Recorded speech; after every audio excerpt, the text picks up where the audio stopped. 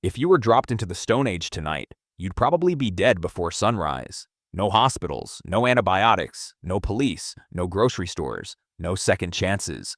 Wolf eyes in the dark, a blizzard swallowing a horizon, blood on snow, a bone snapping, a dying campfire, a newborn's cry, a silhouette raising a spear.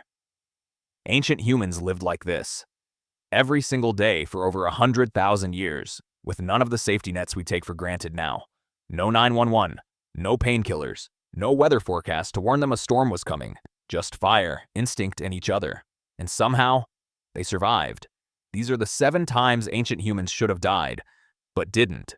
6 of these threats are exactly what you'd expect. The 7th one isn't an animal, a virus, or a storm at all.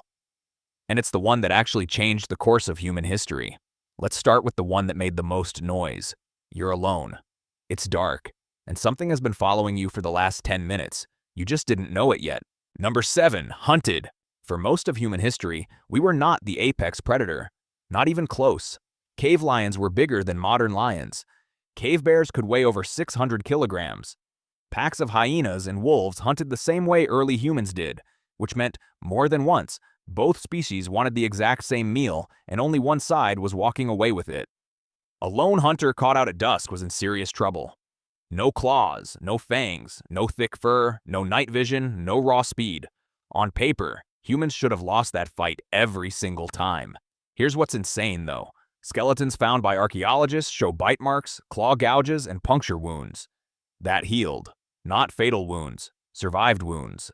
Bone that had time to remodel itself around the damage, which only happens if the person lived for weeks or months afterward. Somebody got attacked, got away, and made it home. But here's the twist nobody expects. It didn't just go one direction. Humans weren't only the hunted. Cave lion and cave bear remains have been found with cut marks and evidence consistent with human hunting activity. The same species that predators saw as prey was in some cases hunting them right back. They didn't win by being stronger. They won by being smarter, louder, and never truly alone, and apparently occasionally turning the tables completely. If you think wolves were the scariest thing out there, wait until number 6. This one didn't have teeth. It didn't need them. Your fire just went out. It's the middle of an ice age winter, somewhere in a landscape that won't see spring for another 5 months. You have maybe 2 hours before your body stops being able to warm itself back up. Number 6, frozen. Huge parts of the planet that we now consider unlivable were exactly where humans were trying to survive for tens of thousands of years. Temperatures could plunge far below anything most of us have ever felt. With no thermostat, no heated car, no indoor plumbing to retreat to, a snowstorm could roll in without warning. A river crossing could soak your only layer of fur. And once you were wet in freezing wind, hypothermia wasn't a slow threat, it was a countdown.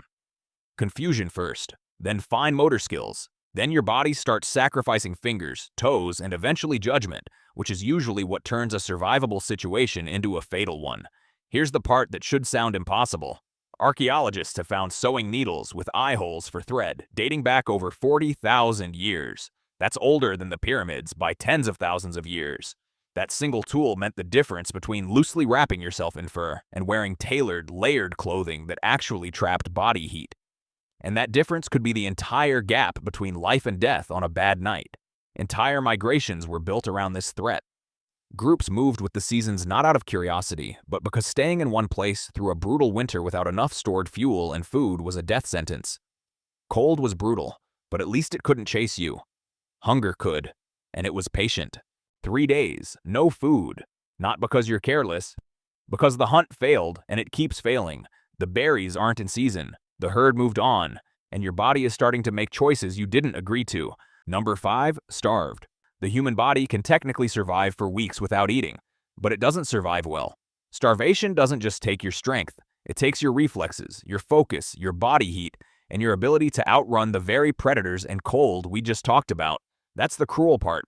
Starvation rarely kills on its own. It kills by making every other threat on this list easier to lose to.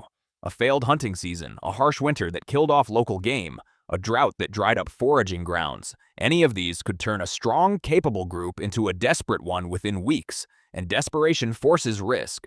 Hunters would push into unfamiliar, dangerous territory. Groups would forage in land that belonged to rival bands. People would gamble on unfamiliar plants that might be nutritious or might be poisonous. Here's the twist. Ancient humans weren't just reacting to hunger, they were planning years ahead of it.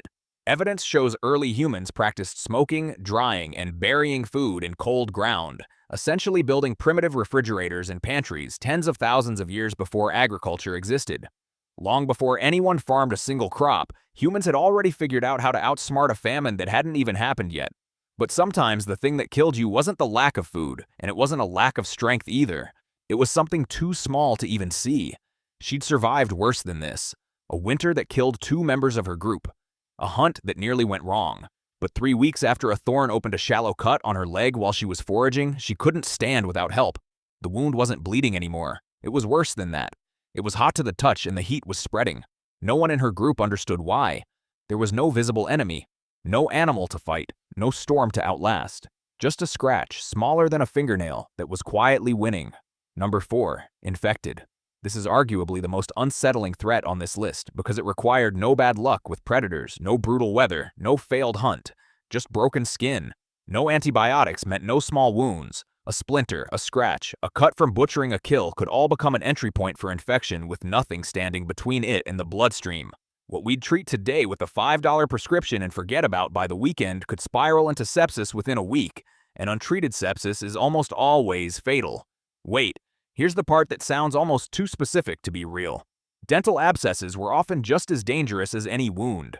Archaeological remains show jaw infections severe enough to have likely spread into the bloodstream or brain. A single rotten tooth, something most of us fix in one afternoon at a dentist, could genuinely end a life tens of thousands of years ago. But ancient humans weren't defenseless. Long before anyone understood bacteria, they were already fighting it.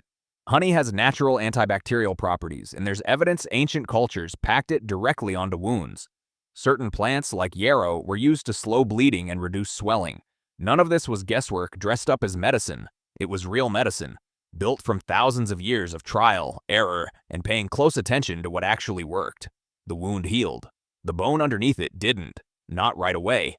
Imagine seeing an old man sitting near the fire.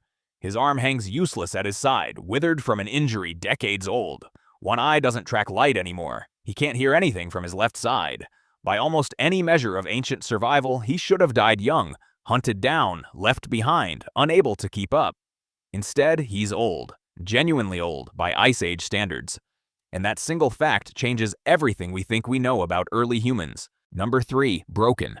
This is a real skeleton, known to archaeologists as Shanidar 1, a Neanderthal found in modern-day Iraq.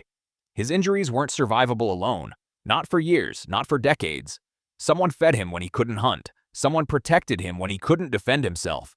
Someone, or many someones, decided his life was worth the extra weight, long before anything resembling medicine as we know it existed.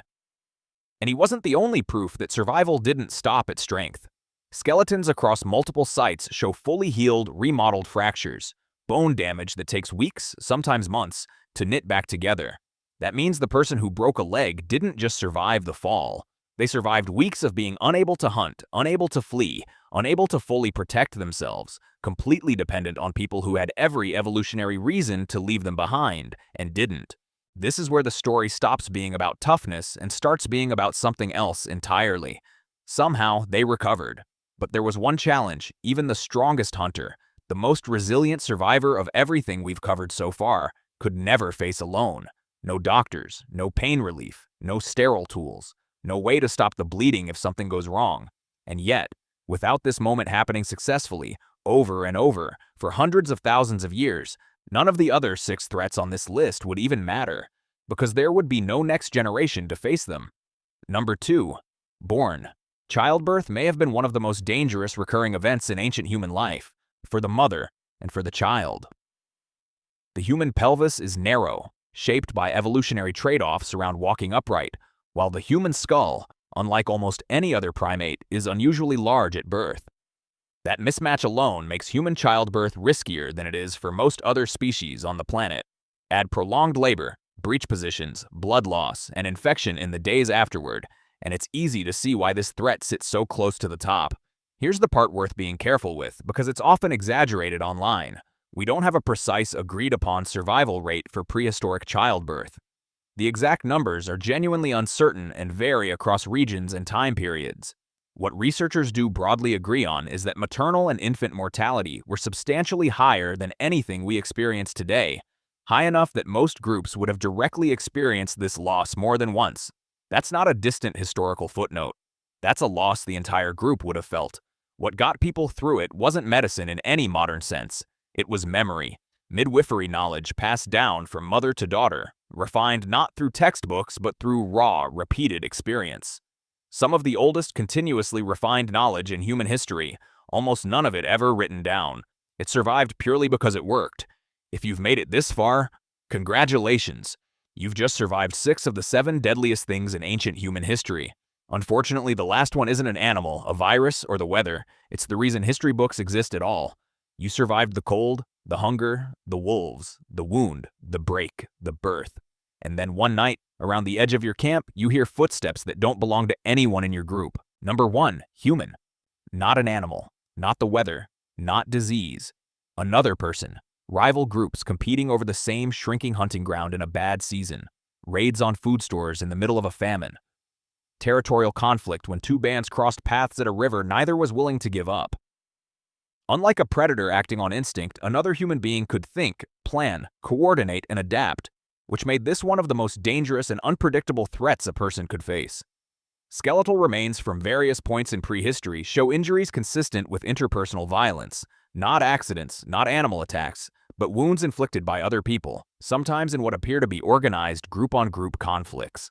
This wasn't rare everywhere, though it's worth saying clearly, how big a threat this was varied a lot by region and time period, and researchers still debate exactly how common organized violence was compared to disease or environmental pressure. But in many communities, the threat of other humans was as real and constant as the threat of winter. Here's the twist that closes the whole story out. The other 6 threats on this list were things ancient humans learned to outthink: fire against predators, clothing against cold, storage against famine, remedies against infection, community against injury and childbirth. But this threat was different because it came from something just as intelligent, just as adaptive, just as capable of learning as they were. We were the reason history needed to be written down at all. 7 threats, every single day, for hundreds of thousands of years, across every generation that came before you. Every single person in your family tree, going back further than you can really comprehend, survived all 7 of these long enough to have children who survived them too. Miss just one at any point in that unbroken chain, and you wouldn't exist. Not in some abstract sense. Literally, you would not be here reading this sentence. You're not just descended from smart humans. You're descended from the luckiest, toughest, most stubborn survivors in the history of this planet. That's not ancient history. That's your history. This is ancient civilization. If your last brain cell just got a little smarter, subscribe. There's more of this where that came from.